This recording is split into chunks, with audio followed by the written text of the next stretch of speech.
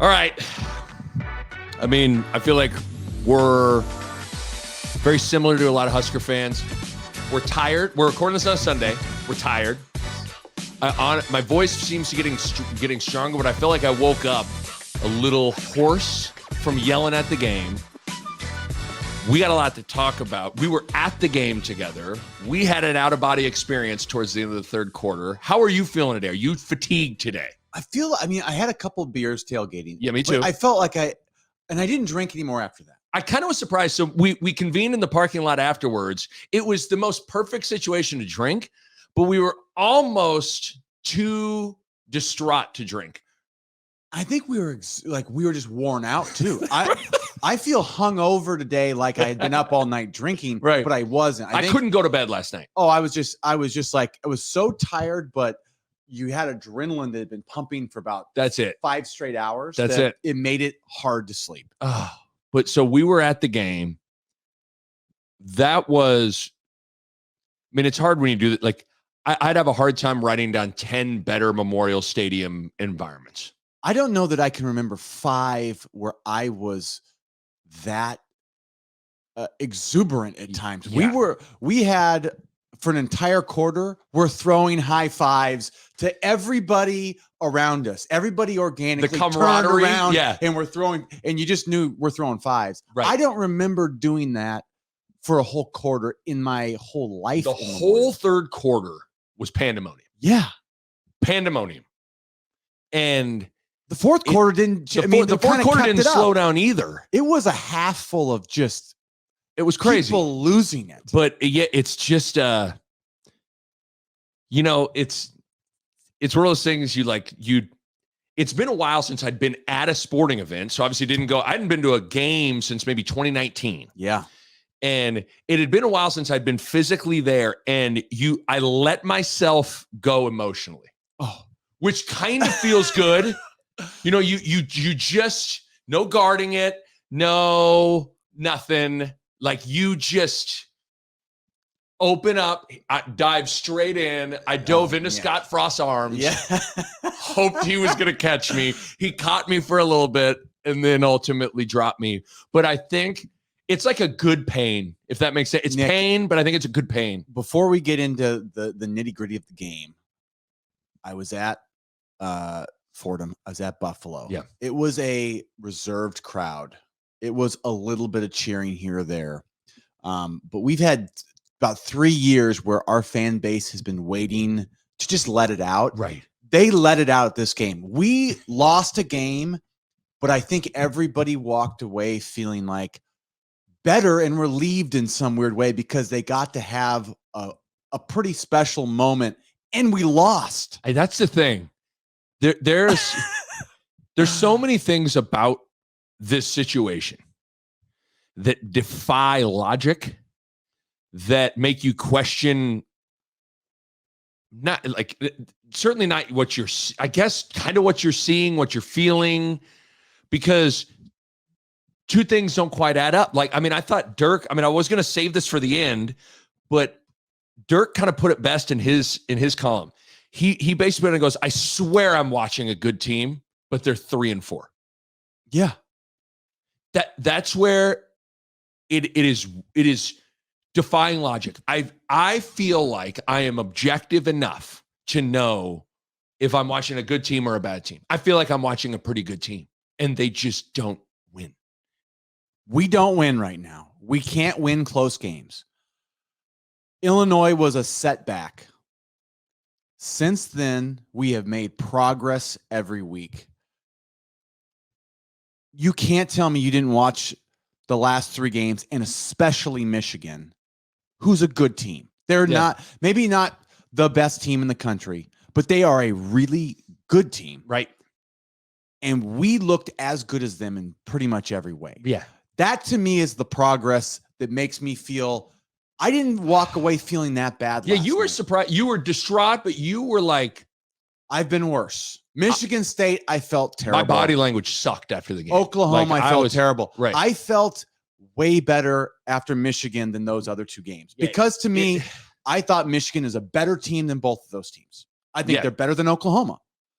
But I saw progress in a complete game other than a couple plays that, you know what, and a couple calls that's football. That they made the strip. They made a play. Like they are making plays to win the game too. Right. It's not us beating ourselves. Right. That was progress to me.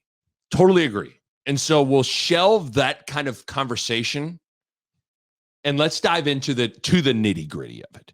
Because I've been denying you nitty-gritty. Yeah, You've been wanting to get in. Let's get in. You don't want to get nitty-gritty with me. Let's get it. So this was one of those games where I contemplated, am I going to rewatch this game or not this morning? But I was like, you know what? I woke up, threw a pot of coffee on, sat down like a coach, and just, the kids played hard. They competed. What are you going to do? But so I rewatched the game and I'm always to let people behind the curtain. So, whenever we do these things, I think of, okay, like how are we going to attack this recap pod? Do we just talk about the 3 phases? Do we talk about big picture, the big picture? What do we do? There are certain games that I don't know how else to go about it without going drive by drive. Yeah. I'm telling you, I sat down to watch the game and I chart all the drives and I get to halftime and I go, I don't know how else Bo and I are going to do this without going drive by drive. Yeah. I promise everybody I'll be, we'll keep it moving. Yeah. But you made a good point right before we started. You said you felt differently watching the TV copy than in the stadium. Yes. I walked away on a variety of areas of the game and the team feeling differently upon the second watch. And I think that's where sometimes it helps to go to bed, sleep, wake up, rewatch it, and you come away with kind of a different set of opinions to a certain extent. But you ready to do it? Let's do it, boy. And I want you to dive in and you cut me off and you go off on things, okay? I will. So obviously toe meets leather. The sun was setting in Memorial Stadium, brought a tear to a brother's eye, dog. Mm-hmm. I was like, Valentino's pizza right here. Give it to me. But so Michigan goes 3 and out. Nebraska, first drive of the game. What a hell of a first play. Little misdirection, screen pass to Ramir Johnson, chunk play. Great way to get the crowd engaged and to move the ball down the field. The thing you forget about this drive is they get to a 4th and 6. And they go for it. Exactly. You watch, you're like, oh shit, I forgot. They got to a 4th and 6. They were in that no man's land of would have been too long of a field goal, but if you punt, you're like in a game like 10 yards. Yeah. So they go for it, and great pickup on a wheel route to Omar Manning. Really good catch by Manning. Yeah. Like because he's gonna, he's got to go up and use that big body, catch it. He's gonna get hit, but that's a pretty big 4th down pickup. People transition to the goal line, and we'll get to that in a second here. Really big pickup on 4th and 6 to Omar Manning. Yeah, and that was the first of about 4 of those like wheel sky balls we've thrown that game that were pretty good. So it's a game. Those became every time the ball went up high like that, we're like, whoa, that's high. You're right. That game had 4 or 5 moon ball wheels. Yeah, seriously. And you're just like, is this gonna work? You're like, whoa. but all of them were like perfect. But big pickup on 4th and 6. Get all the way down to the 3-yard line. 4th and 2 from the 3. The first kind of big moment of the game here. Well, let me stop you there because you rewatched the TV copy. Yeah. We were in the stadium trying to watch the reviews because it was 3rd and 2, and then it was 4th and 2. Adrian had 2 cracks at it. Did you feel like if he puts his head down on the 3rd down, he can get it? Because I felt like he ran out of bounds on the 3rd down pretty easily. I thought on both runs, I think you and I in the stadium thought Adrian kind of pushed it a little bit. I thought on both runs, and that might be strong. I thought he could have ran a little, finished the run. Did he want to dive into contact and dive forward? So I thought the big 4th down, he got stoned, or 3rd down, he got stoned pretty good. 4th down, they bring in Chancellor Bruins in the 3rd, came in and said, you rang, Jeeves? You rang, sir? You want a motion on a pancake? Righty. But so Chancellor comes in. They kind of look like they were going to have a hat on a hat. And Ramir gets out in front. They get Allen down blocking. But here comes Brewington. Yeah. And these Michigan guys just make pretty good plays and get off blocks. And Bo, at the time, you're like, God, Adrian's got to get down and try to. Nothing there. There's nothing there. Okay.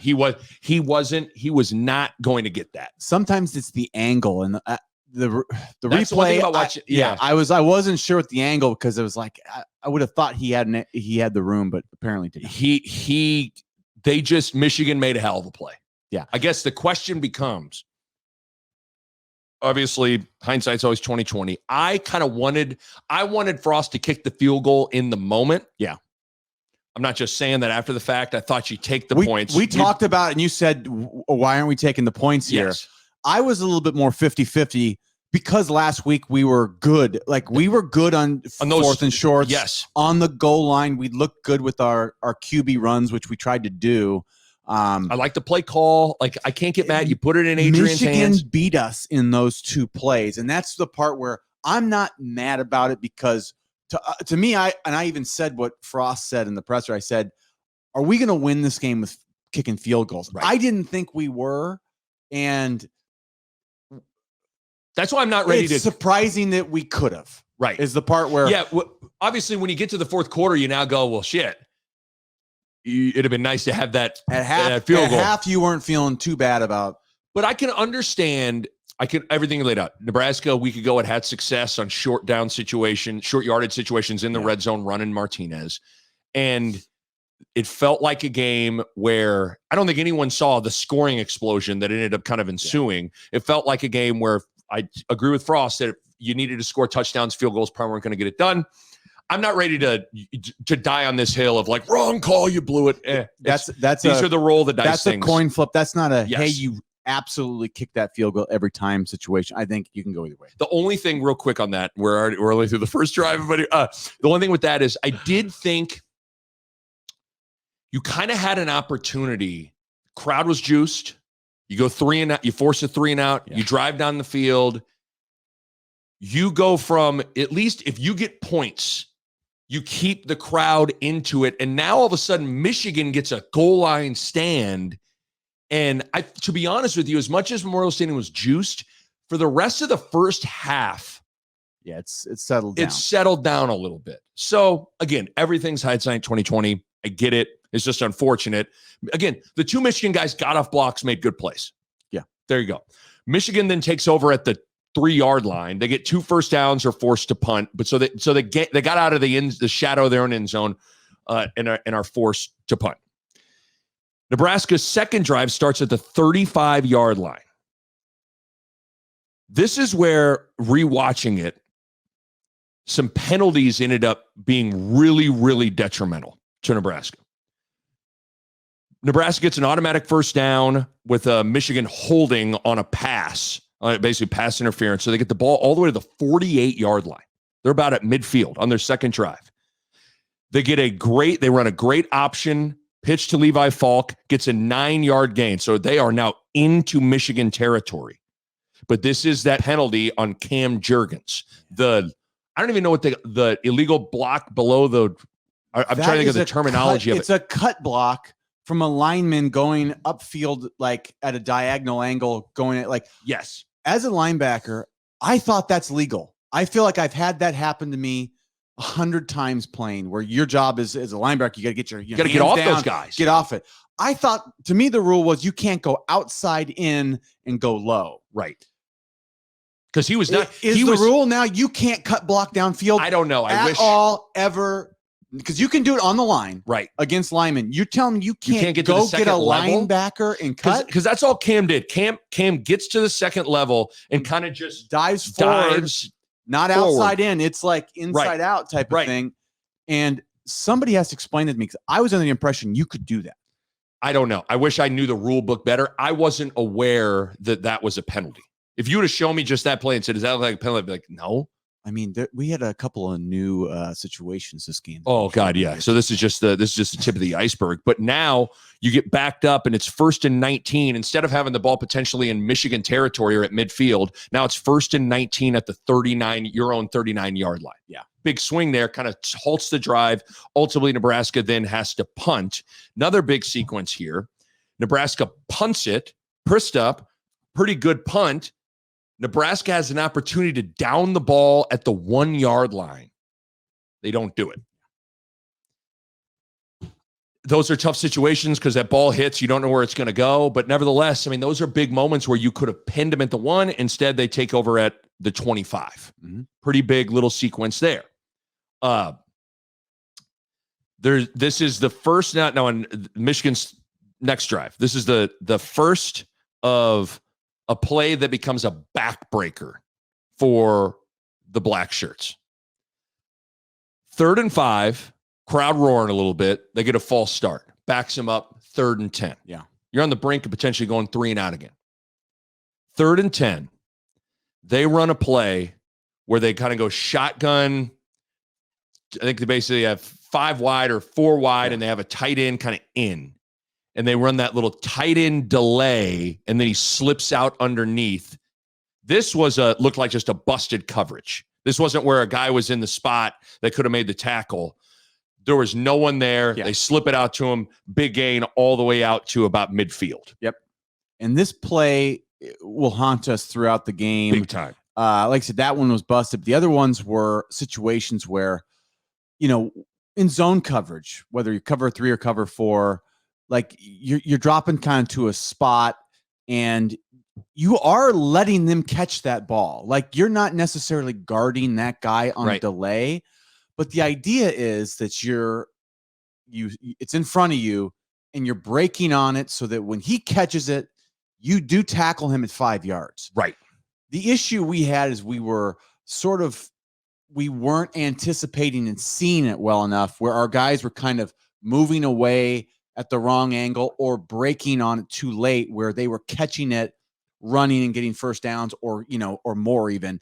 And that happened, like I said, 3 times. There's a maybe big backbreaker plays here on this exact same look. Yeah. So I think the important thing to understand is like in certain defenses, you give up things. And sometimes it's that little check down, but it's in the middle. It's designed. Long. That's the weakness. Yes, right. You let them throw it there, but you have to rally tackle. Yeah. And it's usually like you're 1 or 2 steps late breaking that you can't make that tackle. And that's what happened in those plays. Totally. But so 3rd and 10, you give up a 3rd and 10.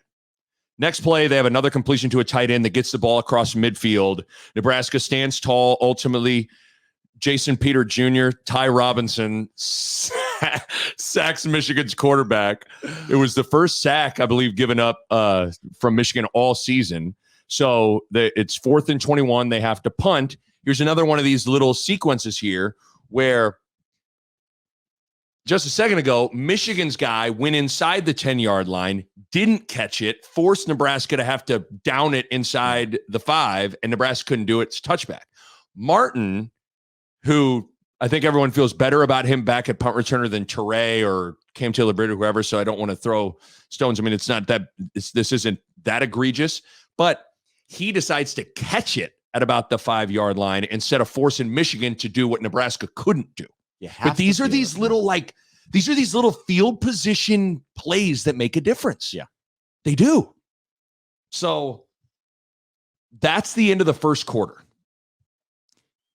It's one of those quarters where you feel like Nebraska kind of dominated it, but it's 0-0. You had a great opening drive. You get no points. Frost gambles on 4th down, goes for it. Instead of kicking the field goal, gets stuffed. They had a second drive going until the Cam Jurgens kind of shaky penalty. And again, field position kind of got flipped. Nebraska was ready to really just keep it on, Michigan side of the field, but now it's kind of flipped. So the first drive of the second quarter starts at Nebraska's own 5-yard line. They convert a 3rd and 6 on a little crosser to Oliver Martin. Again, important to get out of the shadow of your own end zone. And then here's another big penalty.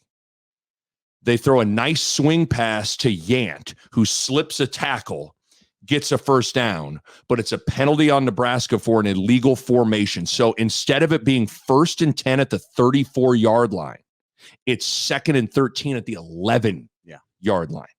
These are these little moments that are crucial because now on the next play, Michigan gets an interception. Oh, that's right. Yeah. So, I mean, this is a big sequence.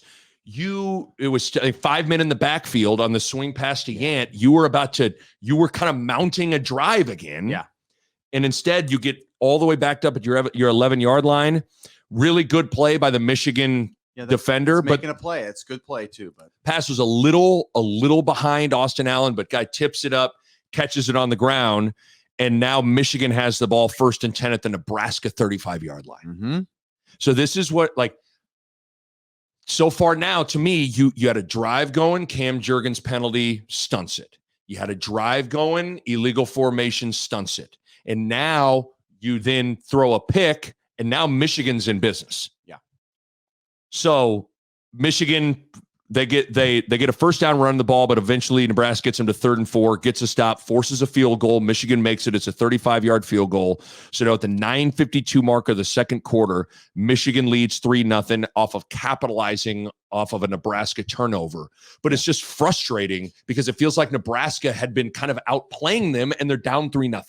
Yeah, I mean, I think that's a win for the defense in that situation. Totally. That's a win to get the hold of the field goal. Yep. I think when you watch once the game started and the way we played, we deserved to probably be. I think we had won the first quarter and nothing to show for it. But before the game started, if you would have told me going into the second quarter 3-0, 3-0, I just didn't trust our ability to start against Michigan. So I would have probably taken that. Right. But like I said, I think we did. We won the first quarter and got nothing. That's the thing. There's so many times where it's just you felt like Nebraska had really done it. They'd moved the ball. Defense, they've done a nice job. Yeah. Field position had kind of been in their favor until the latter stages of the first quarter. And wing, bang, boom, you make one mistake on a throw, you're down 3-0. Yeah. Frustrating. Nebraska's next drive, they go 3 and out. Then on 3rd and 3, they try to screen to Ramir Johnson. They sniffed it out, blew it up. But finally, Nebraska's punt team, some nice coverage. Who's 16?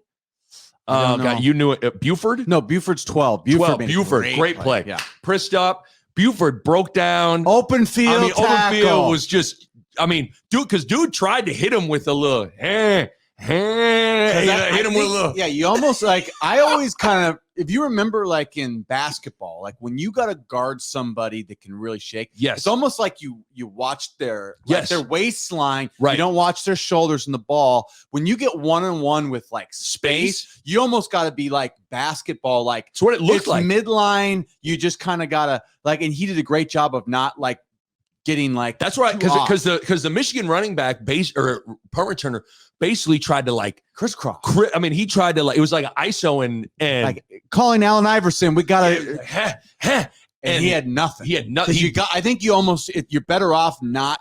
You just stay until they get the first two shakes out of their system, and then they gotta go. And he brings them down. I don't know why that. As I've aged, like good punting and punt coverage. I mean, that's what I'm talking about. I think in 1978, you've become a special teams like connoisseur. All you like is good special teams. I appreciate special teams, and you do. You love it. I don't know why. Like that play got me crunk. I think I probably grabbed you and shook you pretty hard. I'll save what I did to you in the third quarter. Oh my God. But I was very excited. Shouts out to Marcus Buford? Marcus Buford, yeah. Buford. That's my boy right there. That was nice though. Good. So Michigan's next drive, they started at the 10-yard line. So excited about an open field tackle. I mean, because the dude tried to hit him with like the Steve Smith, like he got his back to him and tried to and Buford was just like, locked his ass up, pippined his ass. You like that? Oh, that was great. So Michigan takes over. You ready to add to the list of what penalty that is called? Oh, Michigan, okay, they pick up a first down on a swing pass, but it's 2nd and 5. They jump for a false start, or did they? Nebraska gets a penalty for, quote, disconcerting signals. 5-yard penalty. You watch it. Now, either Reimer deserves the Oscar for best impersonation of communicating to a linebacker to disguise the snap count goes to Luke Reimer. Because Luke does I don't know if he looks like he's trying to say something to JoJo or Henrich and is clapping to get his attention.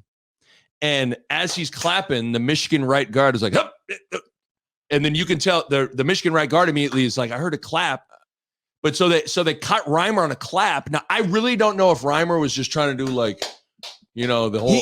Okay, give it this to me. has been happening Take me for years. Inside. So I remember linebacker's even mind. like Dick Butkus for years was known for saying like, hut hut, and he would claim it's like his signal to his guys, and so nice, good thing. I mean, but like you always try to do like the move, like you can do the move, and you can hopefully like you do a shift. Dick Butkus has come up with a better. He said hut hut was his move to his the way he communicated.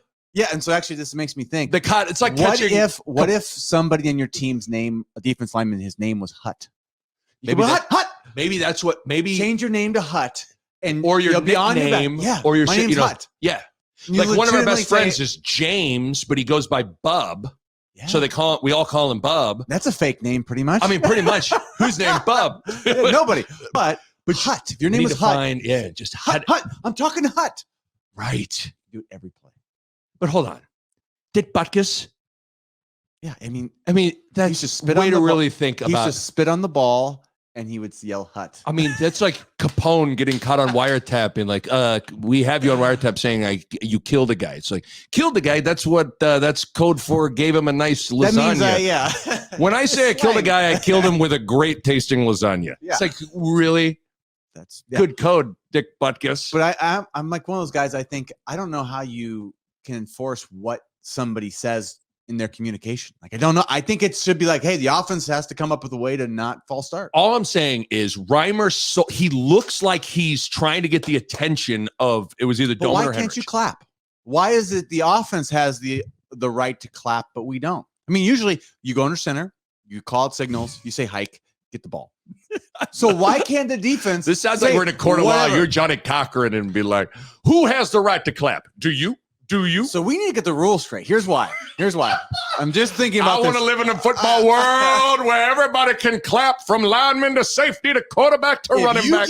So if there's a rule in football that is, let's say it's the hike the ball. It's either hut, it's hike, whatever it is. It should be like, okay, if only they get to say it, it should be one word. Right. Some people clap, some people go, some people go on. You can go on any sound, noise, whatever. Yeah. So why does the defense not have the right to say anything they want whenever they want to? That's interesting. I think you're onto something. You don't have to say hike. In a court, you can go on no sound. Right. You can say any sound. First sound, first color. Why is it the defense can't? It's because they always want to give the offense so much freaking leeway.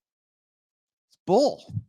Right now, if I was a juror on the case against signals, have you reached a verdict? Like, we have, Your Honor. We, the jury, find the clapping incident innocent on all accounts. Luke Reimer's but that's Luke's in handcuffs. Luke's in handcuffs. Like, dang. I clap a lot. But I'm just saying, you should watch it. He looks like I don't know. He Why did not. Can't you he clap, was not though? like. Why can't you clap? I'm with Is there a rule against clapping if there's not? Reimer's innocent. Free Luke Reimer. This is great. Those refs owe him 10 yards, okay? They owe him 10. This drive might as well be called the crazy penalties reviewing drive. So, okay, so yada, yada, yada. Reimer got cut with the clap and disconcerting signals. So, first down. Nebraska gets Michigan to 3rd and 1. Michigan converts it, but this is that sequence where they reviewed the spot and it got overturned. And remember that he definitely got it. But what's crazy is just a little thing here as we just go full conspiracy against the Big Ten refs. Michigan had a penalty for illegal formation that got picked up on that play. Yeah. I just feel like no. There wasn't anything that went Nebraska's way with the penalties there. And we'll get more of that, but just whatever. So now it's 1st and 10 at the Michigan 46. I will not to toot my own horn here, but what did I said something to you. I kind of called a couple of their plays. It was the long review. Shot. I said this feels like a shot. It's because you're getting to near the 50. And you'd come off a review. You had time to maybe went your way. It's a moment. it's a momentum thing when they take Yes. shots. Something good happens, you get to the 50, and they had a lot of time to talk. You know, they were reviewing it, so they had a lot of time. I was like, Bo, they're going to take a shot here. They take the shot. Great leaping catch by the dude. So now that's first and goal at the Nebraska 6-yard line. Michigan proceeds to score a touchdown twice, but 2 of them get reviewed and both overturned. The first one, the guy dove, they review it. He's short at basically the 6-inch line. And then Michigan scores a touchdown on 3rd and goal, but shouts out to the Husker vision screen and Scott Frost for sprinting down and forcing, I think called timeout or whatever it was to force the review because the quarterback's knee was down handing the ball off, which is crazy. Which is huge. Which, by the way, did you hear Frost in the press conference? You know who was the first to bring it up over the headsets? Rocky IV. Rocky IV. Ryan Held was watching Rocky IV's like, wait, the game's on. Hold on. What's this? Oh, his knee's down. There's no easy way out. There's no easy way out. But that's so Ryan Held apparently was the first one to say, oh, no, you need to review that. His knee was down. But so. And I assume, do each team, do they have one guy that's like, you're watching the TV copy for reviews? Is that how it works? Are you allowed to? I mean, I assume that people I would assume in the booth you got all that stuff. You have access to review. Right. Yeah. But hell of a find by Rocky IV. Yeah. That's a hell of a job. Yeah, he was. So it gets reviewed, overturned.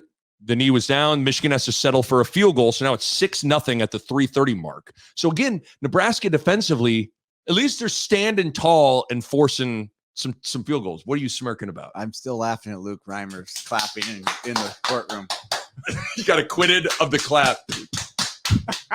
Henrich and Doman were behind him, just like, he was communicating to us.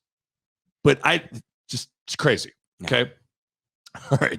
So again, 6-0, 3:30 mark. Which is another win for the Black Shirts. Holding them field goals. That's a sign of a good defense. Is like, even when it gets to the inch-yard line, they play hard enough that it's not a guarantee. Right. And really all you'd given up is that big chunk play on the pass. Other than that, you'd kind of, the other point was off of an interception short field, right? They were making them earn it. That's what I liked. No doubt. So Nebraska got this was the first down. Martinez, they called it a fumble, but it was an incomplete pass. So now it all of a sudden feels like this was the drive where it really felt like Michigan's 97 Hutchinson was hungry and wanted to eat some quarterback. I talked about Hutchinson for an hour before the game, and the whole first half, all I did was like, where's 97? Yes. Block 97. I'm worried about 97. Husker fans, if you go back and watch the game, especially in the first half, Hutchinson is screaming down Martinez's neck on every pass play. Like, he's there in a second. He didn't get one sack. He didn't. Like, he's one, like, this is where sometimes, especially for defenders, I should say, like, stat lines can be misleading. His stat line is probably pretty meh. He really didn't do much at all, but he dominated the first half. He in particular affected the game so much. He was basically what I was watching. Yes. When we were on offense in person, he was impressive. That was as good of a game from somebody who didn't do anything statistically, really. Didn't make any real play. But Martinez, the fumble gets overturned because it's an incomplete pass. You get interference on Michigan, a guy who kind of mauled Oliver Martin, automatic first down. You get a good scramble by Martinez to Levi Falk for another first down. So again, you're kind of moving. But then at the 2:30 mark, Teddy Prohaska hurts his knee. Oh, I hope he's not hurt. It looked, I will say the review didn't look good. It didn't look like it got like twisted really bad. But whenever you're like, he was in pass pro, I think he was against Hutchinson. So Hutchinson was like, the game, Ivan Drago'd his ass. And then he, it was kind of I don't know, just like all of a sudden his knee buckled a little bit. But so Teddy Prohaska comes out on the very next play. Martinez gets sacked by Ben Hart, who came in for him. Yeah. Ben Hart. It was Martinez had stepped up in the pocket. I think Ben Hart was working, kind of got too far up the field, and their other good end got in there. But sack, Nebraska has to punt with 1:46 left. Michigan takes over. Ball at their the Michigan 24-yard line, minute 37 left, 3 timeouts for Michigan. This was a really interesting sequence where it just felt like bad tackling and a little too soft at times. I get in this situation, you're trying to keep everything in front, but so here's kind of just, I'll go through the plays here. First down, incomplete pass. Second down, they do a check down to the Michigan running back. That was the play, bad tackling. There were 3 guys rallied and 3 guys were around the Michigan running back in the middle of the field. None of them brought him down. It was Nelson, Henrich, and Doman maybe. Nobody brought him down. He squirts out for a gain of 13 yards. Then they run a whole bunch of little 5-yard comeback route, 2nd and 5, check down to the running back, gets a first down, another check down to the running back for 7 yards. You get a first down on a little out route. Like, it just felt like Nebraska was being a little too soft at times as they were kind of dinking their way down the field. But then they get it to 1st and 10, throws it away, 2nd and 10, incomplete pass. You get 3rd and 10 with 35 seconds left. Another play that I called. No, this was the draw, the running back draw. I said, are they going to go draw here? Great call. They run draw, 26-yard gain. Now they're in the 15-yard line. Mm-hmm. Next play. Probably the 1A, 1B with the worst call of the game. 1st and 10 at the 15-yard line. Awful pass interference call on JoJo Doman. And that's the one where I always will say this about referees. The game should never be about you. In the first half of that game, it was a game of the refs and flags. It was the longest half I can remember. Yes. They made a lot of calls that were just like, this shouldn't have existed. And it's like, you always should err on the side of not making a call and missing than making one that didn't happen. Right. It should always be that way. And the game is better. People will always be happier. This group erred on making calls that didn't need to be made and really affected the game. And that's what bothers me, is they affected the game too much from a referee standpoint. Totally agree. And this call was egregious in the moment, and then sleeping on it and watching the replay, it was even worse. The JoJo and the receiver are at the 5-yard line. The ball is honestly, I'll say conservatively 15 feet above the receiver's head. The receiver stops. The receiver stops, and the ball lands almost in the corner of the end zone. Like, it lands out of bounds on the sideline, almost to the back pylon. Usually receivers want to call, they want interference all the time, right? Yeah. This receiver didn't even react. In fact, I think the announcers on TV thought McNamara was throwing it away. Yeah. I'm not so sure he wasn't throwing the ball away. It wasn't even close. Wasn't even close. So now it's 1st and goal at the 3-yard line. So again, you had 3rd and 10 with 35 seconds left. Running back draw, 26-yard gain, pass interference. Now you're at the 3. Michigan, next play, punches it in from the 3-yard line. And so wing, bang, boom, all of a sudden it is 13-0 Wolverines at halftime, which is frustrating. Well, and for us, we during halftime, we had the opportunity to go into the coach's offices and sit in my brother's office. Yes. Just during the break, we stole a couple of those Gatorades, water, coffee. You stole coffee. You made yourself at home in your brother's office. You stole a coffee, a protein bar. I did steal the protein bar. You got me a water, which I appreciate. And then you sat in his chair and kicked up your feet like you ran the joint. Well, we had a lot to discuss. Oh, man.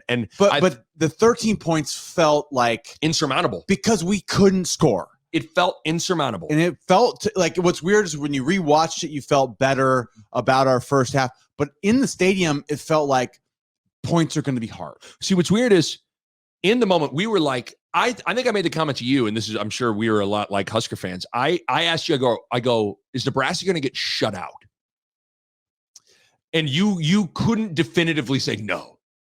Because Nick, this is where I think when we talk about progress, this is a game of progress, because in the past, when we've started out games where points are hard like this against a good team, we don't find points. It just felt like, see, here's the thing is, you felt like the offense had really struggled, and the stats backed that up. Even though my eyes upon watching it felt like it was more penalties, halted a lot of potential the drives kind of were mounting something, and then these penalties were drawing them back. But so here in the first half, Nebraska's opening drive was 9 plays, 78 yards.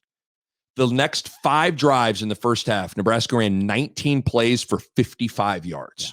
So while my eyes kind of told me that they were moving it a little better, 19 plays, 55 yards. But penalties. But the penalties kind of stunted that. But I'm curious I wonder how Husker fans were feeling at half, because you felt like you had dominated the first quarter, yet it was 0-0, and then all of a sudden you get blanked basically 13-0 in the second quarter, and you hadn't shown a lot of signs of being able to score multiple touchdowns. Things felt bleak heading into the second half. Let's be honest. That's what makes this second half all that much more encouraging, exciting, and also, hurt a little bit, because, man, it really, there were numerous moments where you were like, Nebraska, is Nebraska going to win? You felt like, oh, God, they're going to win.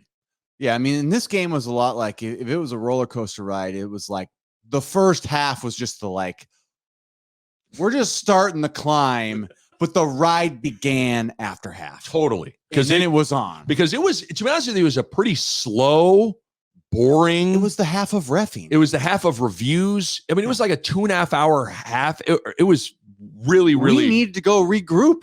Like, we needed to get out of there. Right. And we were able to go to your brother's office. But we were late. Right. Because we were so deep into it. We missed the first couple plays of the first drive and then watched the touchdown in the TV in the coaches' offices. But rewatch. So here you go. Third quarter. First drive for Nebraska, down 13-0. Like, you got to answer. Like, here we go. You get a first down on a 10-yard gain to Ramir Johnson on a pass. Then you get to 3rd and 11. And you're thinking, oh, God, Nebraska's not going to punt on their first drive. Here you go. 3rd and 11. Martinez makes a hell of a play, scrambling, squirting through. There's a blitz. He hits a seam. Big gain. Mm-hmm. You keep the drive alive. You convert the first down. You get the ball to near midfield. The next play, great call, little play action, Austin Allen, pop pass, 46-yard touchdown. I checked it out again on a little replay. The real replay, and they actually had him at that sort of the back, like he was like motioned back. I think he went through the line. Did he? Yeah, so that's the part that I missed because it happened so fast. I bet you if we check it out, right, I'm pretty sure it looked like he went through the line. Hard to do. I love that play call because it's so hard to guard. Yeah, because I mean, I would think a backer had his responsibility. Yeah, and he just ran right by him, and then that's why there was nobody there. Well, and that's why you need to shelve that thought too, because it's a similar situation in the Ramir touchdown coming up on another moonball wheel. Moonball. Let's go moonballs all game here. But boom, Nebraska, who had not done anything since that first drive. Big third, but this is where Martinez, man. I mean, it's 3rd and 11, and he just fucking makes a play, scrambling to keep the drive alive. Then the next play, pop pass, Allen, 46-yard touchdown, and now it's 13-7. And Memorial Stadium wakes up. Now Memorial Stadium's like, ooh, here we go. We like it. It's like in the Lord of the Rings where that dragon's like. That's pretty much, because then for the rest of the third quarter, that dragon was just like Khaleesi came in and just sprayed Game of Thrones. Fire. I'm mixing my medieval Nick, you're science fiction Dungeons and Dragons. It's like Star Trek, right? No. But okay, so Michigan comes out, Nebraska. Lord of the Rings, and you say Khaleesi. Come on, it's dragons. I'll give you that. I mean, when I think dragons, I think one thing and one thing. But in Lord of the Rings, that dragon's been asleep for like a long time. Right. Oh, I mean, because the dragon was Memorial Stadium. Because third quarter was rocking in there. Yeah. Michigan comes out for their first drive. They go 3 and out, punt that bitch. Nebraska takes over. Okay, get ready. A play that you in the moment said you really liked. little rollout pass to Toure. Got Martinez on the move. Yeah. Because you and I both didn't like him sitting in the pocket. It felt like it was target practice for Hutchinson. Yeah. But you convert a first down. You get to 2nd and 2. And this is where Jaquez Yant's night comes to an end. 2nd and 2. He goes the wrong way on a handoff and runs into Martinez. Yes. And then he gets stuffed. And now it's 3rd down. Nebraska doesn't pick it up, and Nebraska has to punt. Yant's night is done after that play. And this is the part with coaching that the people that say, well, why don't we play this person? Why don't we play that person?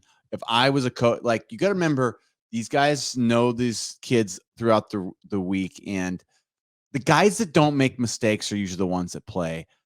And a guy like Yant, I want to see Yant carry the ball. Yes. But to me, you see that, and you see in the big moments, you got to be able to trust that the guy knows what he's doing. I think he can do it when he gets like in position, but he doesn't always know how to get himself in position. This is his first year playing. Right. He's a redshirt freshman, but he didn't even get to play it all last year. This is his first year. It's a lot for a first-year guy to be in big games and to know the whole playbook. So give the guy time. But that's why Ramir, I think, is playing. Is he's been the only guy that I think knows what he's doing. Well, and I think you could expand that conversation to Xavier Betts to a certain extent. Yeah. Betts touched the ball, I think, one time last night. It was the fumbled pitch, and he really wasn't on the field a ton. And, you know, the obvious thing goes, why isn't Betts on the field? And I said this to Sipple last week. Not all the time, but the majority of time, I stay out of or steer clear of playing time depth chart conversations. Yeah. Because 99% of the time, I'm going to give the coaches the benefit of the doubt on who's on the field and who's not. Yeah. Because listen, I get it. Is it easy for us to sit there and go, why isn't Betts on the field? Why isn't Yant on the field? Well, guys, imagine being at practice Monday, Tuesday, Wednesday, Thursday, Friday, and multiple times a day, Yant goes the wrong way and runs into Martinez. I give you a lot of confidence to throw him in there in a big spot against Michigan. But I'm not saying this is the case with Betts, but maybe Betts doesn't know all of the playbook as crisply as Levi Falk does. Yeah. I mean, Toure knows the playbook. He's on it every play. Toure can do anything, every position, and I don't think that's right now Betts is there. It's just he's not. Right.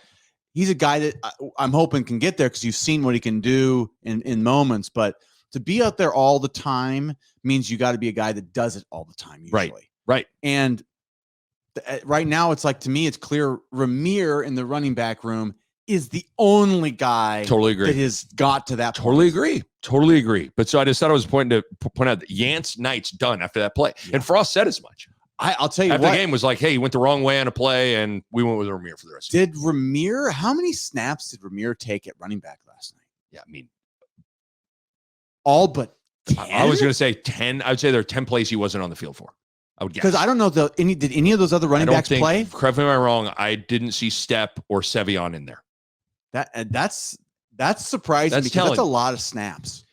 But okay, so 2nd and 2, Yant goes wrong way. They get stuffed, and then they have to punt. Now we're going to see, you and I have watched thousands and thousands and thousands and thousands of football games. Now we're going to see a play that I've never seen this called in this scenario. This is the punt. Michigan's returner muffs the punt. Scrum for the loose ball. And the refs call, quote, joint possession. Tie goes to the receiving team, which is to Michigan. And so Nebraska would have the ball at the 9-yard line. Yes. I'd like to take this to court again, please. Oh, here we go. So if we're in the courtroom. Yes. And you're the jury. Yeah. And we have to walk through this. I would ask you, okay, in baseball, tie goes to the runner. In football or in basketball, tie goes to the possession arrow. Yes. In football, tie goes to the receiving team on like a throw. If it goes to the receiver, tie, right? So in this case, we have the ball. Yes. Technically, Nebraska was on offense to start the play. We have the ball. So it was the same thing with the clap. Yes. I want defined rules. Are you telling me that we who have the ball don't have the possession as it would be if we threw it. So you're saying, I don't know the rule, but somebody has to explain to me. If we punt it, then we become the defense because it goes off our foot and not off of our hand? Right. If it goes off your foot in the air, the transition of who's on offense and who's on defense changes. Because to me, it's like if I throw the ball and we both catch it and have joint possession, I get it. But you're saying because I kick it and not throw it, that it goes to the defense team. That's the part where I would love to see if that is actually true. As a juror, if it is incumbent upon the officials to prove without a shadow of a doubt. Yes. I'm voting not guilty on all charges. And Reimer's in there. Reimer. But that's, I mean, Nick. No, that's it. I just have never, but all I know is in the moment, I've heard of, on defense, a receiver and a defensive back catch it simultaneously. Yes. Tie goes to the receiver. Yes. I've never heard of that's basically a fumble. Because the guy hasn't, they have never had possession. They have not had possession. So we have the ball and it goes off our foot, not off our hand. That's a great point. I mean, I didn't know there's any rule that changes the offense to the defense just because it goes off the foot. I thought it was when you change possession. Yeah, I'm with you. Let's take their asses to court. Right now, we'd be 2-0 against the officials in the court. I mean, I work pro bono for Nebraska, but if you want my services, are you Saul Goodman? You're going to have to pay for it if you're not from Nebraska. You are Saul Goodman right now. Better call Saul. Better holla at Bo. Better holla at Bo. But that's unbelievable. It's unbelievable. I mean, I guess I'm just amazed at how long they allowed. A part of that's on the officials of get them off. You got to get them off and make a fucking decision on whose ball. You know what I mean? If you let.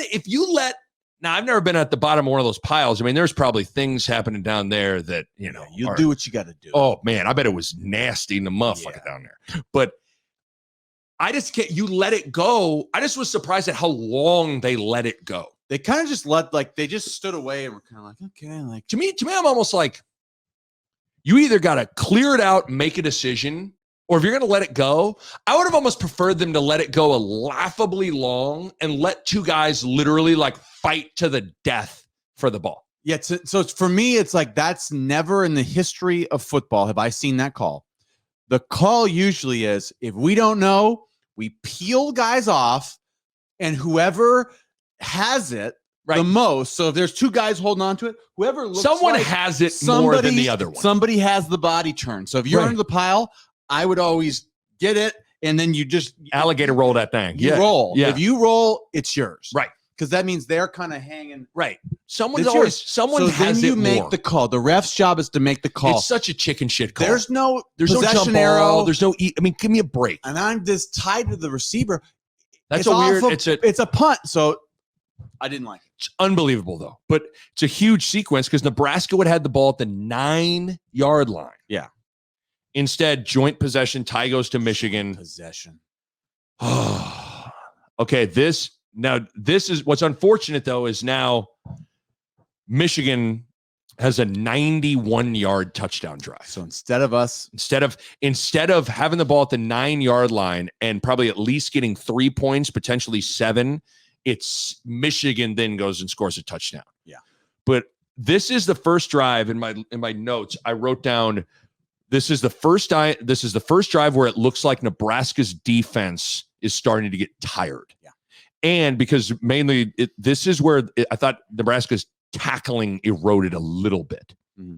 Get to 3rd and 2, they convert it where the pile moved to get it across the first down. 2nd and 7, leaky yardage, pile again moved to a first down. 1st and 10, comeback route, Cam Taylor-Britt misses a tackle, Michigan slips out, first down. So two pile movers and a whiff, and all of a sudden you got 3 first downs. Here is sometimes you got to just tip the cap to the opposition. This is a great play call here. This was that fake little tunnel screen play, yeah. and then the inside slot guy kind of shows block and then slips out. Yeah. Perfect call, perfect throw, perfect execution. They pick it up, big gain of 35 yards, and now the ball's inside the 5-yard line. Next play, Michigan, 3-yard touchdown run. Yeah. Michigan does go for 2, which I thought was an interesting call. I didn't like that call for this. It was great for Nebraska. There's enough time too early in the game to me. I thought keep it at because it would have been 20-7, but instead they tried to go for 2 to make it 21-7. But Michigan, they don't get the 2-point conversion. So now it's 19-7. Michigan leads with 3:36 left in the third quarter. But still, that's a hell of a drive from Michigan. Michigan had a physical offensive line. And those running backs, watching it again, their 2 running backs were pretty good. They were good. They were solid. They were tough. I agree with you. I think our defense started to get tired. The D-line, but they had a lot of plays and a lot of physical plays. Yes. So, I mean, I thought our guys held up pretty darn good for how many tough physical plays they had. Right. Because this was a battle. This was a physical you game. Couldn't watch this game and not be like, everybody on both sides laid it on the line. The amount of respect, because we were close 50-yard line. Like, I had an immense amount of respect for the dudes that were on the field last night. Yeah. That was a grown-ass, big-time football game. Yes. But 19-7, 3:36 left in the third quarter. Nebraska comes out for their next drive. Good run on 2nd and 6 from Martinez picking up a first down. Another beautiful option, pitch to Samari Toure right in front of the Nebraska sideline. Good cut inside, another first down. 2nd and 3. Scott Frost shouts out to him. Great play call. This is another moonball wheel route. Wheel route, Ramir Johnson, touchdown. Couple of things with this. It's a 41-yard touchdown run. You talked about Allen coming through the line. Ramir starts to the left of Martinez and comes play action inside. He comes through the line into a wheel. The backer, there's so much traffic. Backer can't get to him. He's trailing. And this is a great throw from Martinez because, number one, he rolls left, has to turn and set his body the other way, which is not because if you're rolling left, you got to reset and throw it back the other way. And he had to allow Ramir time to get to a certain spot. And it's one of those ones you got to hold it, you got to hold it, you got to hold it. And then you're going to get hit. And he throws it. He gets rocked, perfectly dropped into Ramir. I mean, it was dropping a bubble dime and Ramir ran under it, and he did a great job just to keep running and concentrate.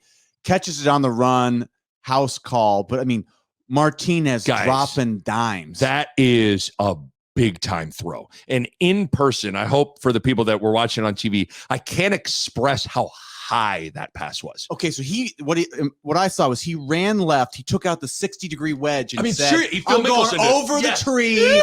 Dropping it on the green with a little backspin. So Ramir ran under it. And it was a flop shot. It was incredible. You know how hard it is to throw it that high. And Ramir Johnson never is full sprint. Perfect. I'd say perfect throw from Adrian Martinez. I loved it. And what a play call from Frost. I mean, that's outstanding. Yeah, he was on his game. I think people have kind of slept on his ability when he gets hot as a coach. He can he can have games like that against a good defense where he's scheming them to death. What did I tell you as we were just ransacking Barrett's office at halftime? We were in there just like the wet bandits. Like, look, this is great. Hey, Marv. It's this black shit. You thinking what I'm thinking? But I said this is going to be one of those games. I don't think you can just kind of go run your base plays and think you're going to have a lot of success. It felt like a play where you were going to have to kind of scheme, call, special, dial up some stuff, and he did. Mm-hmm. Fantastic. But I wrote down here because I think we could feel the time. We got ourselves a ball game. Mm-hmm. It's game on because now it's 19-14 with about 2 minutes left to go in the third quarter. Memorial Stadium.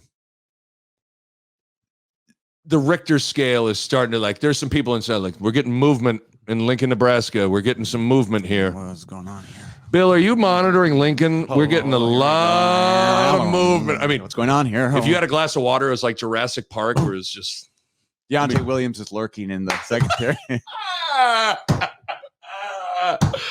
I can't express to the people, though, seriously, I can't express how fucking loud Memorial Stadium was on this defensive possession. I cannot. I could sit here and try to tell you over and over. It was deafening in that joint. But it was also, it wasn't just the noise.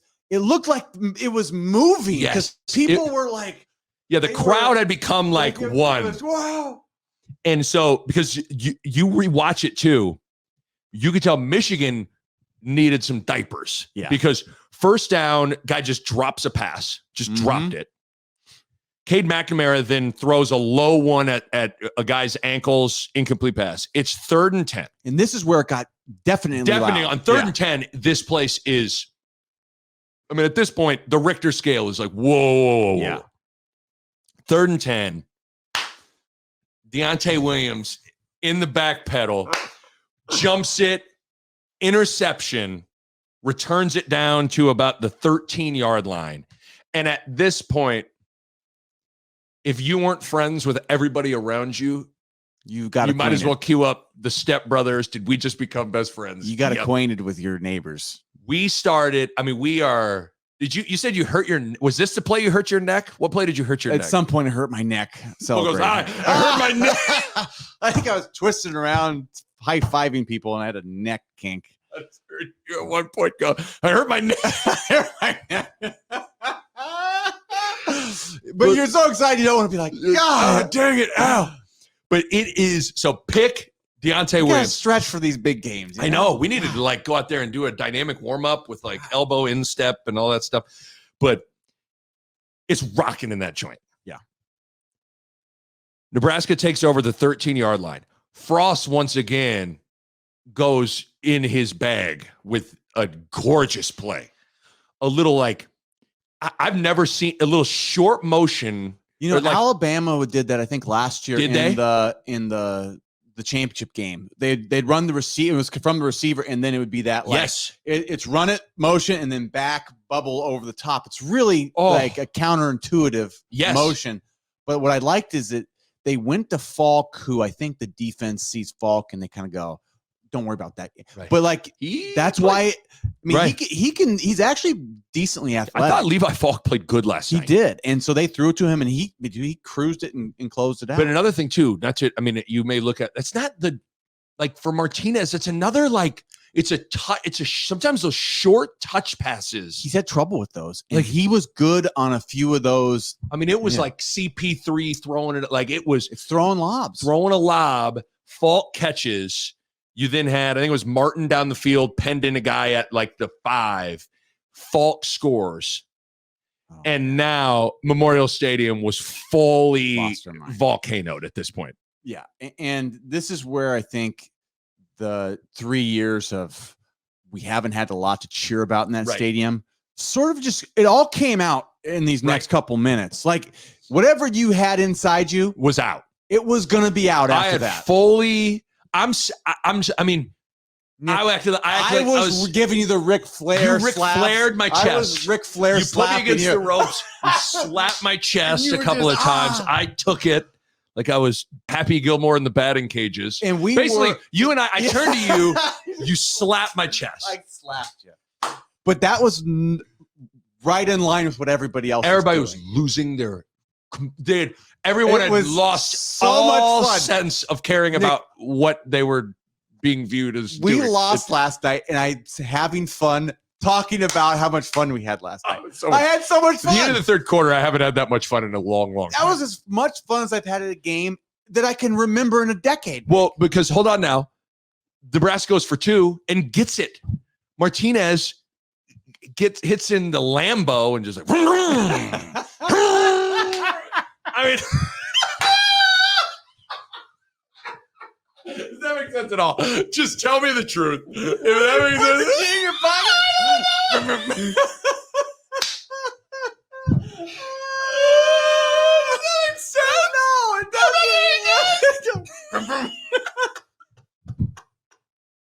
I loved it though. I loved it. I don't know why. He did kind of take the Lamborghinis, they turn on in your pocket, isn't that turn it right? on your pocket.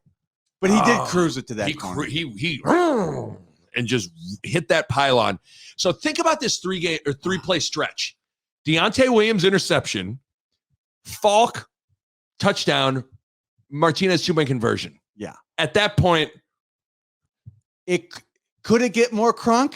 Well, because that's the thing is, everybody knows that in 1 minute we're waiting for it. It's the AC/DC Nirvana red light show. Yeah.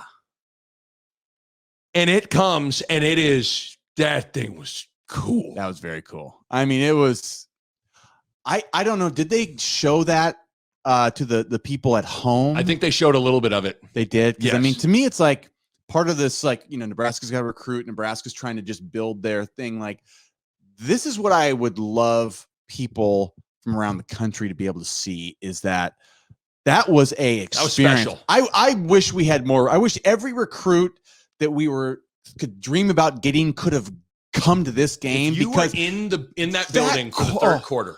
Nick, I looked down the sidelines and every kid for Nebraska and for Michigan was going crazy during the light show. Yes. Were dancing and going berserk. Right. I mean, it was amazing. It's incredible. It just was an incredible. The final 3 plays, or that 3-play stretch towards the end of the third quarter, bridging into the light show. Are you hurt again? Hurt myself. Come on. Golly. Are you on the injury report after just being watching the game? That's what's not good. This is bad. It's not good. I'm now so hot I got to roll up my sleeves. Good Lord. But so now it's the end of the third quarter. Nebraska leads 22-19. Holy shit. It was 13-0. It was 13-0. Things look bleak. And it is Nebraska scores 22 points on Michigan in the third quarter, and they are ahead. It's nuts. I felt like it was our game from that point out, though. So did I. So here comes the fourth quarter. Here we go. They pick up a first down on the ground. Michigan does.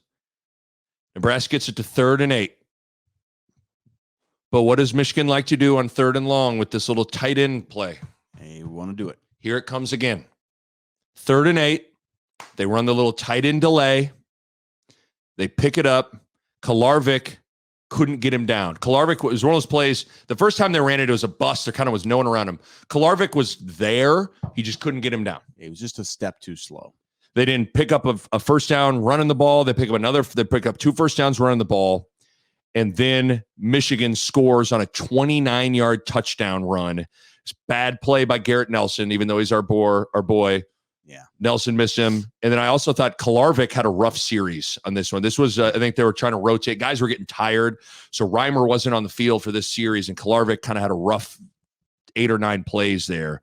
But what an answer from Michigan. Because all of a sudden now it's 26-22 with 11:21 left. And this is where it's like, I think sometimes all we think about is Nebraska, but like Michigan, you got to give it to them, man. 3 like huge momentum swinging plays against them, the light show, and they stepped up and responded. Like, to me, like, you got to talk about Michigan. Sometimes the other team just they got dudes too. They got guys that can play, and those dudes kind of they kind of nutted up and rewatching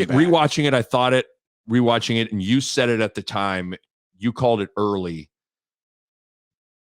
At this point, it's pretty clear Nebraska's defense is wearing down to me. It's the play count. Yes. And they ran the ball, like play count, and they really ran it physical. Because that's all that drive was. It was a ground and pound, and they skirt one in from 26 yards. But but I can't express how impressive of an answer that is for Michigan, because the place earthquaked, and that's why they deserve to win that game. Is probably that drive. Drive right there is a hell of an answer. But then you want answers?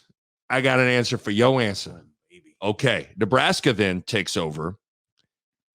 First down, Betts. It's the Betts fumble on the pitch. It's probably a bad pitch by Martinez, but a pretty good job by Betts to at least recover it. 2nd and 11.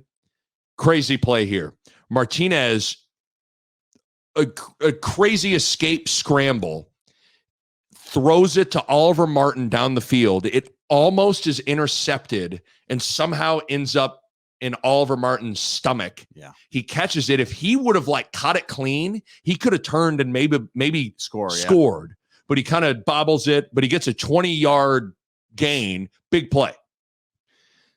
Next play, you get a huge run, probably Ramir Johnson's best run of the game. Little off tackle, good cutback, makes a safety miss, about a 25-yard run. So now the ball's inside the red zone. The very next play, that's the thing about this offense. Sometimes, like when it gets going, it gets going.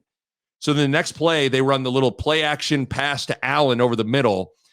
6'8", threw that bitch about 9 feet high. Tree is tall, throw it high. Tree tall. Throw high to Austin Allen. He catch any branch you throw at him. It's high. My friend Allen. My friend Allen like tall passes because he tall himself. Adrian, you throw it by tallest branch. Speaking of our boy, where was Vogel? I feel like I never saw Vogel. I know he was there. I saw him on the sidelines a couple times, but he wasn't on the field a ton. Was there something about maybe just wasn't? We didn't use much two tight end or whatever. It must not have been a 2 tight end kind of a game, but I would have thought it would have been. But he wasn't on the field a ton. But Nebraska then gets it to the 5-yard line. They run a zone read at Hutchinson. Mm-hmm. Hutchinson crashes down on Ramir. Adrian scoots on in there for a 5-yard touchdown. What an answer. 8 plays, 75 yards. Adrian Martinez, 5-yard touchdown run. Nebraska retakes the lead 29-26 with 7 minutes left. At this point, you're kind of going,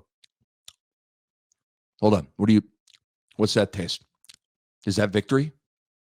Like at that point, I think it was the first time I allowed myself to really go like, oh my God, Nebraska is going to win this game.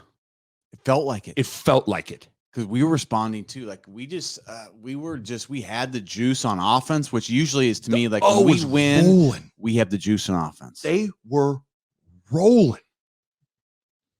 Michigan comes out. It's their turn to answer. This is where you got to give, like, this was a hell of a game.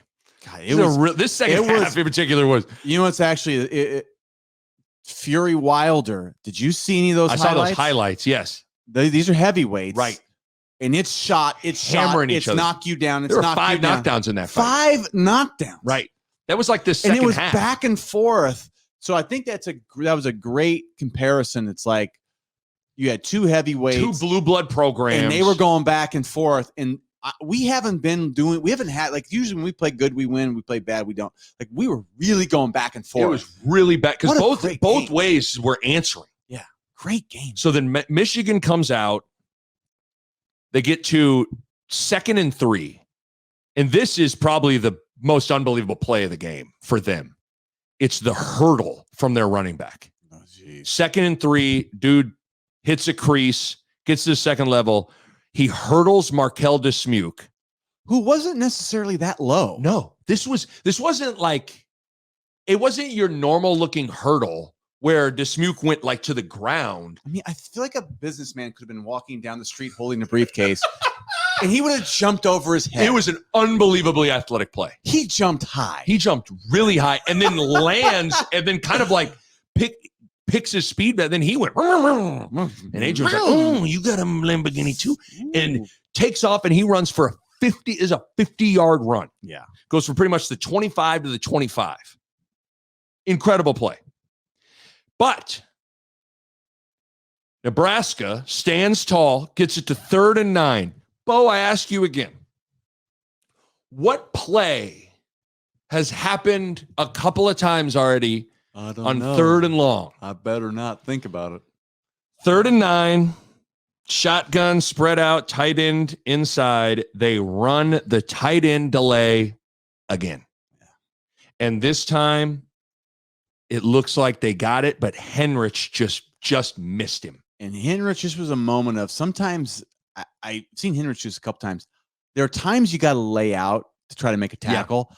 This was a time I think you got to keep running through. Right. And I think he just dove a little early instead of a couple more steps because the guy wasn't there yet. This guy's not a burner. No, and he wasn't there yet. You kind of got to know where the sticks are and just get him down before there. He was just a little late and he dove a little early.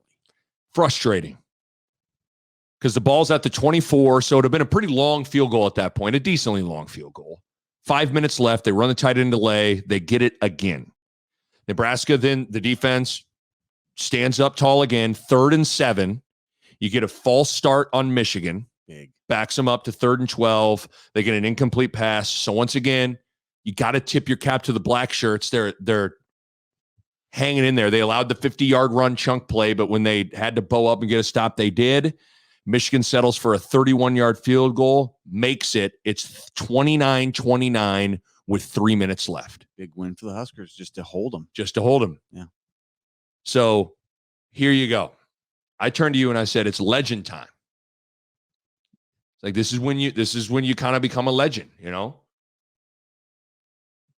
Quick update on Martinez's stats passing. First half, Martinez was 5 of 11 for 94 yards and a pick. In the second half, Martinez was 10 for 11 for 165 yards, and he has 4 total touchdowns. This dude, so there's no reason that Martinez didn't walk on that field like, I'm a bad boy. In his first play. Well, first down, throws it to Falk for a 7-yard gain. Second down, goes to Ramir. He gets stuffed. Yeah. 3rd and 1, 2 minutes left. They run Adrian Martinez. He picks up the first down. He's in the pile. It's still kind of moving a little bit. Refs don't blow the whistle. Number 2 for Michigan comes in there. Give me that. Strips it from him. Michigan scoops it up. It's now Michigan ball. You rewatch it. I wish I could sit there and say, oh, come on, blow the whistle, forward progress had stopped. It would, I mean, they had kind of, the one thing I'll give the refs, they had kind of been consistent in letting piles. Michigan moved their pile. Like, they had kind of been consistent with not having a quick whistle in those spots. I mean, at that point, it's like just Martinez got to hang on to the ball. I hoped, you hope that the call goes our way, but I don't get mad at refs for not blowing their whistle a lot. So that to me falls in the line of like, they didn't blow their whistle. It's one of those plays to me. It's like just Martinez got to hang on to the ball. When you had gotten the first down, at that point, it's just you hold on to that thing for dear life. There comes points in the game where the coaching is done. Players play, players win, and players lose. Their dude ripped it. He lost it. There's nothing else you really need to say about it. We can talk about blowing the whistle. You can't let a guy rip it, whether it's a whistle blow. That's what I'm saying. I think Martinez was waiting for the whistle and relaxed. But you showed me that highlight. Didn't Hutchinson come blast him low? Hutchinson came in and kind of load him, but 2 comes in there and 2 came in there and was like ripping at it, kind of stuff you would do. That's the stuff he's going for the ball. I believed in that, like going for the ball all the time. He came in both. You would have you got to give it. I mean, he came in there and just ripped it from Adrian. That's playing. That's a player playing. And at this point, it is jaw agape, like, oh my God. Yeah. Even Frost's reaction was like, he is pretty much hand palm to forehead, like, oh my God. So then Michigan takes over at the 18-yard line with 1:45 left. It's not completely over. Nebraska forces a 3 and out. Reimer makes a hell of a play on 3rd down to force a loss to make it a little bit of a longer field goal. But a 37-yard field goal. Yeah, so I think I wrote down 39. It might have been 37, but 37, 39-yard field goal with 1:28. It is perfect. Dude splits the uprights. So now it's 32-29, Michigan leads. Mm-hmm. So here comes Nebraska, 1:24 left, no timeouts, down 3. First down, exactly what you want. Get a little bit of a chunk. They run a nice little kind of corner route to Samari Toure, who gets it all the way to about the 50-yard line. It was a gain of 25 yards. Gets out of bounds. So now Nebraska has the ball at the 50 with about a minute 18 left. And all you got to do technically is get to the 35, and Culp's got a shot at kicking. You got to get 20 yards. You got to get 15, 20 more yards, and you're in business. Yeah. At this point, you're going, whoa, okay. First down, Martinez gets flushed, throws it away. Second down, this is probably The second and third down, rewatching it. Second down, I knew was a tough one. Third down was a tough one too. Second down, they blitz. They get a shallow crosser to Levi Falk. He is open. And not only is he open, he's going to have a blocker out in front of him along the sideline. Falk was going to catch that and easily get 15, 20 yards. So if Falk catches that, they get into field goal range. But Martinez misses him. So now but that's a big play. Oh, man. So now it's third down and 10. They run a screen. And, Bo, you rewatch it. 63. I don't know. Newelly? Yeah. It's one block.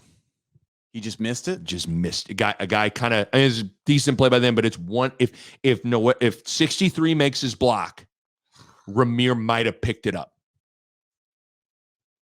It's one block, one missed throw, gets you to 4th and 10. And at this point, we all know they blitz. Martinez throws a long ball to Teray. The last moon ball. The last moon ball of the game falls incomplete. Ball game. Michigan wins 32-29. That bugs me to hear about. For some reason, the screen and the missed Falk. You rewatch, Bo. I might have to when you leave. I'm gonna have to pull him up for you. I want to see that. Golly, Falk is open and he had room. And 63. If he gets one block, Ramir probably picks up a first down. It's funny. It's like Adrian right now is in so many ways so good, but those last 3 plays that he was not good. He literally talk about almost there. becomes a legend if he makes one of those 3 plays. I think we're in good shape. You know, the fumble, if he doesn't fumble, or if he makes one of those 2, I think we have a good chance of either A, scoring, or B, tying it, going to overtime and winning that game. And that dude, if he wins that game, that guy goes to another level in Nebraska history. I'm not so sure that he doesn't start moving up the ranks almost, because he's been so good for the last 4 or 5 games, right?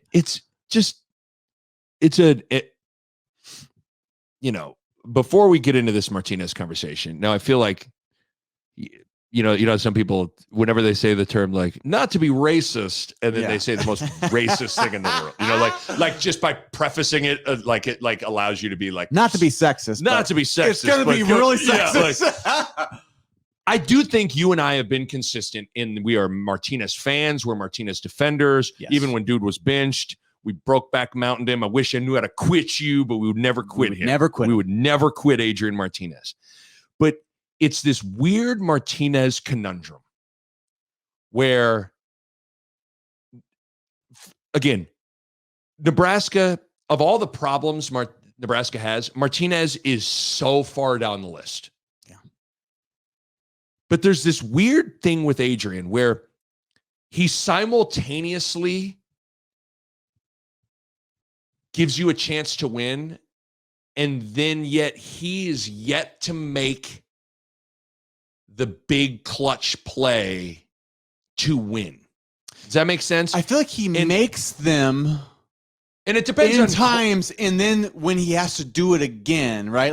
Because last night he made the plays. He made the play, then they score, right? And then he has to do it again. So there's the whole. Okay, what is clutch? Are we just going to arbitrarily say that the final 2 minutes is the clutch time, and it wasn't what he had done throughout the whole second half? Yeah, because that's also hard too. The issue with him is he's been clutch. Except for the last one, whatever the last one is, right, has been where he's been like the 2 or 3 before. Those are kind of crunch time. They're fourth quarter, in the third, fourth quarter. And he was great, but then the he last gets stripped.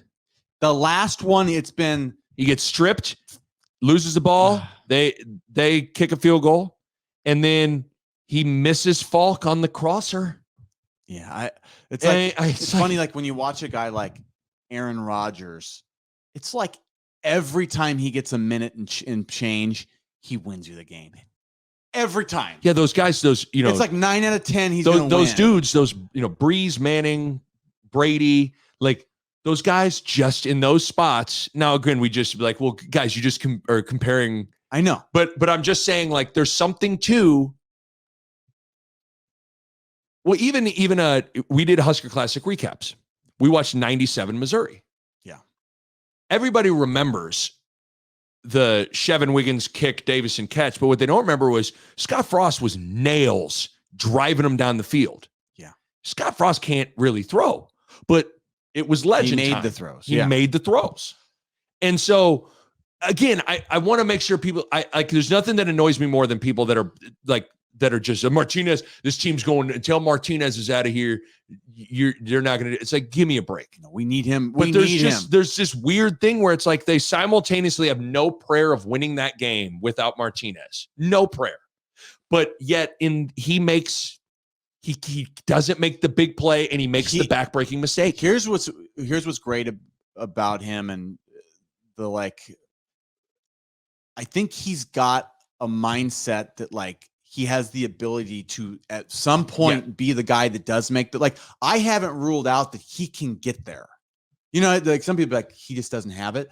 There's still a part of me that thinks if he can get one of those games, right? If he could have won that game and been clutch, right, in the last drive there, I feel like every other game after that he will be able to. I think he needs to just cross the hurdle. He just has never done it. He's kind of your case in point of Nebraska football at large, as a program. They can't get over that hump because he kind of can't get over that hump. Yeah, I mean, I think some of those times it's been people won't block for him, and it's not all on him. But he's had 5 to 8 games he's made the mistake. So it's weird. I want to make sure we make this abundantly clear. Martinez is so far down the list of whatever he's problem. Our best player. He's the best player on the team. He's the only, without that dude, Nebraska has no chance. In the second half, he was out of this world good. Out of this world good. But it's just this weird thing with him that in these big moments, I don't know. It's for us to be a great team and win 8-9 games. He has to not only be great all game, he's got to be the guy that gets us over the hump in the last minute of these games. Right. It's not going to work without him. We can't go in there and have Scott Frost just call the best plays. Right. At some point, he's got to do what he's doing the rest of the game in those last 2 minutes. He's got to do it. He's got to do it. And I feel like he's getting closer. I do too. And again, I want to make sure he's got to just get over that hump. We are not. We're not trying to rip Martinez. We are Martinez fans. I think the guy's a really, really good football player. Yeah. But it's just this weird. It's just a weird deal. It's But I won't rule him out that he can't do it. Not at all. I bet you some people say he just can't. Yeah, I'm not ready to dismiss that guy. I think he just needs to do it once. So then from then on, he'll that will be out of his system that he can't. It's just a weird. It's such a weird situation. Nick, it's happened so many times in the last 3 years. It's almost unfathomable how many times it happened. Nick, against Oklahoma, Michigan State, here you go. Michigan, and it's every time it's happened. It's just so. To tie it back to what, as we wrap it up with this, to tie it what we said at the start, where it's what Dirk wrote in his column. I swear I'm watching a good team, and they're 3-4. I swear I'm watching a good player in Martinez, and then it's in a big moment he coughs it up, and so it's I swear I'm not watching a guy who's scared of the moment. No, I don't see that. I see a guy that is rising to the occasion. For a lot of these clutch moments, it's just the last moment for some reason he's got to block. We've got to block. I mean, it's not just him; it's all of us. I mean, it's for 2 or 3 games. It was our special teams decided oh, it's a big moment. We're gonna piss our pants. Hold on, let me take my diapers off. Yeah. I want that that dark puddle that you see in my khakis. I want everyone to see it. That was that's not an Adrian. That's on those guys. Right. But so it's him and our team collectively. We got to get over that, man. It's just I saw Brett McMurphy tweeted this out. Since 2018, so since Frost got here, Nebraska has lost the most one-score games in the country during that time frame was 16. 16. they've lost 4 one-score games this year. So Nebraska is now 5-16 in games decided by 1 score or less.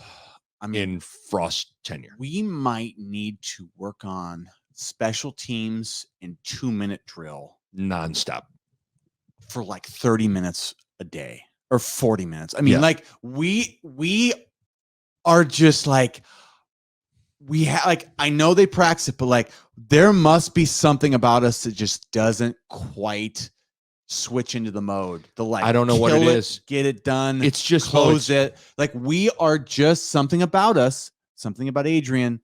We're just not quite getting it. And it's close. Right. It's so close, but man, we got to get it done.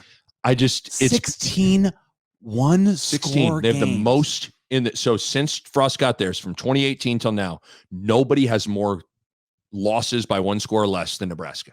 Nobody. Unbelievable. So we're no matter what we do, we end up in this exact same spot of like, are they close? What is progress? And it's just this weird thing where it's like, I swear I'm watching a good team, yet they don't win. I swear they're getting close, yet they're not winning. And I wrote this down where it's like, this whole situation with Nebraska football has kind of become the very definition of faith. Mm-hmm. Is believing in something without evidence or proof. If you want to define evidence and proof, if you want to call winning evidence or proof. Yeah. Oh, it is. It's on this. It's W's and L's.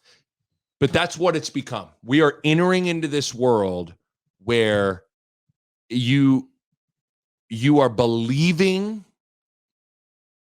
I think we believe in what's going on. Yeah. But we really have we can give you anecdotal things, but tangible evidence proof. No. They're 3-4. They're losing. They're staring down the barrel again of another losing season potentially. Mm-hmm. So it's just everybody's wrestling with these internal things of like, can you be getting closer and can you be making progress, yet you are not winning? I think what's crazy about this year is I have seen progress while not really winning, not winning the games that we need to win. I don't think you can go on for too long and say that, right? That's where it's like at some point, I think we all like this season was always going to be a little bit about the eye test to a, like you want to, when it's, I don't see how anybody can, again, if you want to just go wins and losses, well then listen, like there's no real rebuttal you can give back to that.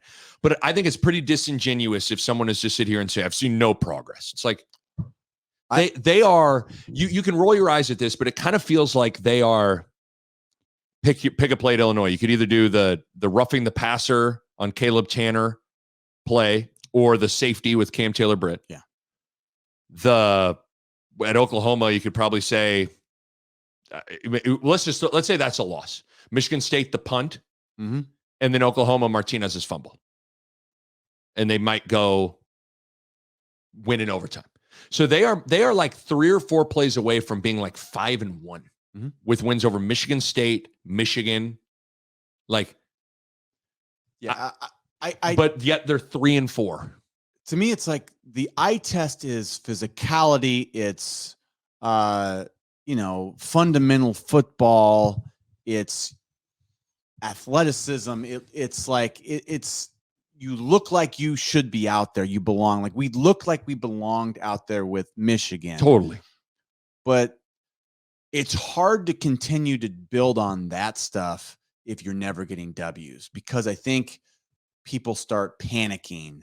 Over time with no W's, people stop believing to do the things that are working that gets them looking right for the eye test. You stop doing those things if you're not winning. Right. And that's the trap they can't fall into. They need to keep building and be sort of mind-numbingly relentless in that. until it just spills into that they're going to get. It's almost like, like a chopping at a tree and just trust that you are getting to that timber moment. I actually was thinking about this morning. I was like, if like you could give the team advice, my advice would be you got to be relentless in knowing that building and sticking to the plan of like trying to get better and building on it and build, like you've got to be relentless. But you and I were talking as we were walking out of the stadium, like, man, it's a very interesting. Yeah. I mean, I think Scott Frost has done a good job of providing solutions schematically, personnel wise, all those things. But almost now it becomes you got to be a hell of a psychologist, and you got to get these guys to continue to be relentless in because to me, what they are doing day to day, you're kind of seeing it. But for whatever reason, it just somehow Nebraska right now is a good football team that isn't winning. They can't find a way to win close games. They cannot win a close game. Like they're not getting. It's like we are always in games, which is so weird because we had a time from about 2004, actually from 2001 to 2017 or 18. Yeah, last year Riley, where it was like if you lost huge, right? And that was what we like. You kind of it was built into our DNA for 15 years, and then Frost gets here, and now it's like we don't lose huge, but we lose by this much every time. 5-16. It's so weird. It's in one-score games, and that's why I'm so on board with building and just having them keep going because the fact that it's not blowouts tells me we're closer than not. I am going to continue to trust my eyes. I know what a good football team looks like. Mm-hmm. I think that's a good football team, and I think it's heading in the right direction. Yeah. Now it'll test your faith when you continue to lose. It'll test you. And the more you lose, the harder it gets to believe. Yeah. But it's just a weird state of affairs where it's like you swear you're watching a good team, but they don't win. With Martinez at times, you swear you're watching a baller, but he's just not winning. And so I really do think too, it's like I think about the guy from Michigan, the Hutchinson, and like an Amir Abdullah. You sprinkle one or two more guys. I think that makes winning a lot easier because it takes Martinez from having to be perfect all, you know what I'm saying? Like, because that's what's so hard. We're sitting here like Martinez has to be perfect. And I think so part of me thinks it's like, you got to keep building and you got to sprinkle in a couple more guys to just make it easier to win. I mean, at this point, it's almost like what Martinez is having to do is almost akin to, remember the NBA finals, the 2015 with Braun when he was with Dellavedova and when Kevin Love was hurt, Kyrie went out in game one, and it was like LeBron was having to score 43, 18 boards, 12 assists, and he would still lose. And yet people would be like, some people would still be like, he can't get it done. It's like, well, okay, well, maybe next game I'll have 52. But you'd watch 20, him and you go, man, he's pretty good. You go, sometimes that's what's weird about, I mean, I don't know, basketball and football and sports where it's like, sometimes, like, is Charles Barkley a loser? Chris Paul might be as good of an example. Chris Paul, Chris Paul a loser? Chris Paul's not a loser to me because I think, God, that guy's good. He wills his team in it, can't win the big one. So that's what's so hard. But you see what I'm getting at? We're like, there can be guys that lose that aren't losers. Yeah. And I look at Martinez and I'm like, that guy, he's lost, but I'd have a hard time saying that he's a loser. And that's the problem is like, I mean, Martinez is having, again, I read his stat line heading onto the field for the final, for the series where he fumbles the ball. He was in the second half, he was 10 for 11, 165 yards and 4 total touchdowns against one of the 10 to 15 best defenses in the country. Yeah, they're a solid, tough team. I mean, it's like, what, I mean, if you're Martinez, it's like, oh, sorry, that's not good enough. Like, what do you guys, so it's hard. It's hard, man. But man, now, I mean, I undeniably to me, more progress is made. Totally agree. And that's what's so weird. You got to believe. Got to continue to believe the wins are going to come. I'll tell you what, this game against Minnesota, though, It's going to be hard just because I feel like when you absolutely expel it all, I mean, our defense, I went out there and they looked like we saw Stilly walking off the field. And Garrett Nelson was walking off the field like, that was a 80-some hard plays? 80 plays, physical 80 plays. Where can these guys physically recover? Because again, they've been going, this is going to be their 8th straight week of playing, right? Yeah, I mean, like at that point, you could speak to that. They're probably a little worn down, but they're winding down. As my daughter knocks on the door, we'll wrap this up before she comes into this pod studio. But we do this every week, where it's like, game comes, we say it's the biggest game in the world, then that game happens, then we look for the next week, and it's like, well, now that game's the biggest game in the world. This isn't the biggest game, so this is where I think we're okay. That's a bigger game. This is a scary rebound game because we're worn out. Yep, it's a huge game because now this is a game you got to find a way to win. Yeah, you got to find a way to win. Well, she's giving us the she's our director of podcast operations. My 5-year-old daughter is telling us we need to clap our way out of here. Right up. Luke Reimer. Innocent.